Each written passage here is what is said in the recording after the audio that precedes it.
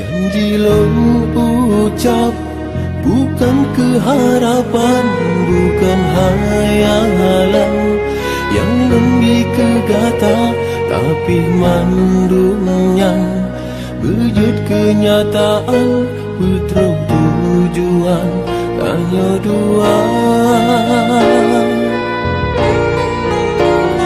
Jarak yang jauh bukan kepenghalang, bukan rintangan, bertanya mencinta, saling percaya, dalam sebuah hubungan setia, intan bahagia.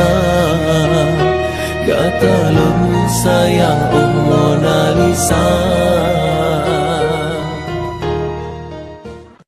Kata Nurjana mantan